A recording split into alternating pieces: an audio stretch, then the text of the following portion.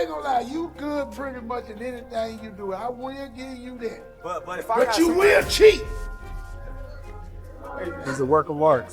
The sky is the limit with Shakur. He got the boxing skills and the ability. Basketball games, we play it, I think I'll beat him. You'll beat me and You'll beat who? But bam. That's when the motherfucker trying to run out. When the motherfucker trying to run, bop, there you go. even if I don't feel the same way that he feeling at the moment.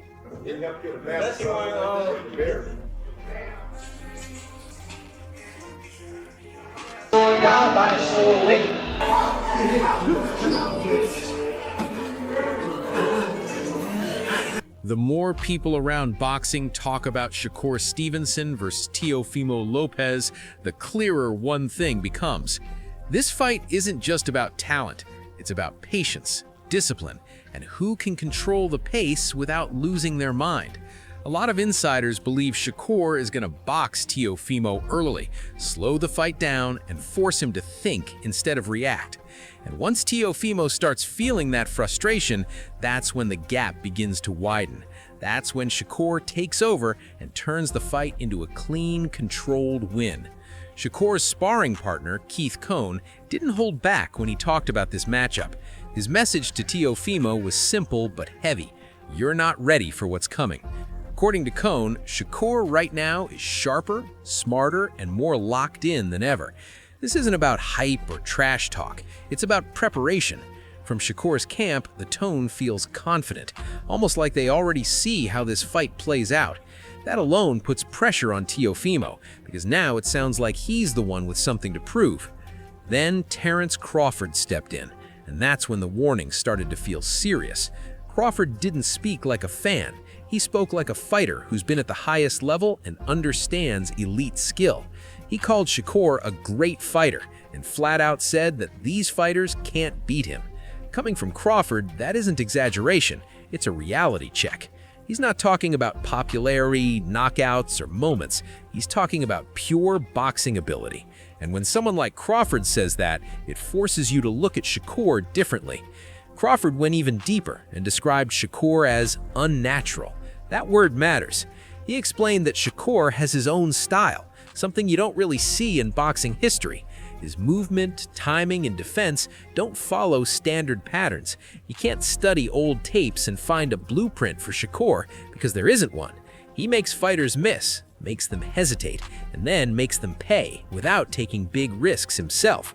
If Teofimo gets impatient or tries to force moments, Shakur will break him down quietly and make it look easy. Greg Hackett also leaned towards Shakur winning by decision, but he didn't treat it like a safe or boring pick. He acknowledged that Teofimo is dangerous and can flip a fight in one moment if he lands clean. But Hackett explains something important about Shakur that separates him from most fighters. Shakur doesn't just fight in the ring, he studies people. In the gym, he pays attention to habits, body language, timing, even how someone behaves before and after sparring. For Shakur, sparring is research. Hackett believes that Shakur understands Teofimo better than Teofimo understands Shakur. That's a scary advantage. He also pointed out that Shakur's footwork isn't about running. It's about small steps, inching in and out, staying just out of range and controlling distance. Once Shakur locks onto your timing, that's when the fight turns into a clinic. That's why Hackett says Teofimo can't show up as the normal version of himself. He needs a version we've never really seen, more aggressive, more physical, almost ruthless, but still smart. Keith Cohn doubled down on that idea by explaining how Shakur reads opponents. He said Shakur often knows what you're going to throw before you throw it, not because of magic, but because he reads your body language. If you dip a certain way, he's already blocking or countering the shot that's coming. Cohn also made it clear that size and strength don't scare Shakur. He's been in the ring with bigger, stronger fighters and knows how to survive and adjust under pressure. Sean Porter added another layer to the discussion by pointing out Teofimo's biggest strength and weakness, his explosiveness. Porter believes that explosiveness can help Teofimo, but it can also hurt him badly if it's not controlled. He mentioned past fights where Teofimo failed to make small adjustments and kept getting caught with the same shots. Against average fighters, you can get away with that. Against someone as sharp as Shakur, those mistakes turn into free points and clean counters. Gary Russell and others took it even further, suggesting that this fight could become a mental breakdown more than a physical war. Teofimo has shown moments in past fights where he questioned himself when things weren't going his way. Against a fighter like Shakur, who stays calm and keeps stacking rounds, that doubt can grow fast. Missed shots turn into lunges, lunges turn into punishments, and suddenly the corner starts worrying more about survival than winning. Some analysts believe the fight will start slow and tactical, with both fighters feeling each other out. Small feints, range control, and timing battles will dominate the early rounds. But once the pace shifts, and it always does, the fight can change instantly. One clean moment, one bad angle, one rushed exchange can flip the energy in the building. That's where pressure becomes dangerous, because it forces choices instead of comfort. Another angle that doesn't get talked about enough is how this fight challenges Teofimo's identity as a fighter. Teofimo thrives when the fight is emotional, loud, and explosive.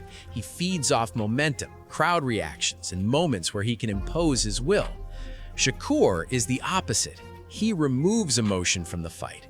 He doesn't give you moments to celebrate. He doesn't give you exchanges to build confidence. Instead, he slowly drains you round by round, making you question whether you're even in the fight. That kind of opponent doesn't just test your skills, he tests your belief. There's also the pressure of expectations, and that pressure is not equal on both sides. Shakur comes into this fight knowing that people already expect him to win on points. If he stays disciplined, he's doing his job. Teofimo, on the other hand, carries a heavier burden. If he loses rounds early, the narrative starts to build immediately. People begin saying he's being outclassed, that he can't figure it out, that he's falling behind again. That noise can creep into a fighter's head mid-fight, especially against someone as calm and calculated as Shakur. Another dangerous factor is how Shakur controls time inside the ring. Some fighters control distance, others control power. Shakur controls minutes and seconds. He knows how to steal the last 30 seconds of a round, how to land clean shots right before the bell, and how to leave a visual impression with judges. Even close rounds start leaning his way because he finishes them strong and clean. Over 12 rounds, those small wins add up, and suddenly Teofimo is chasing the scorecards without fully realizing when the fight slipped away. And finally, there's the question of adaptability under stress. Both fighters are smart, but they adapt differently. Teofimo adapts through energy. He speeds up, throws harder, and looks for a big swing in momentum. Shakur adapts through precision. He tightens angles, changes rhythm, and removes options. If Teofimo's adjustments don't immediately work, frustration grows.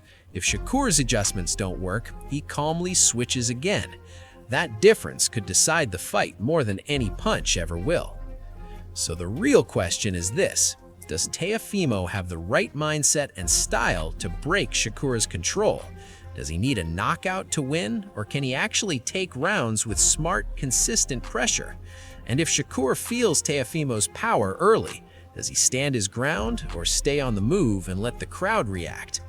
Let us know what you think in the comments below, and don't forget to subscribe for more deep boxing breakdowns like this.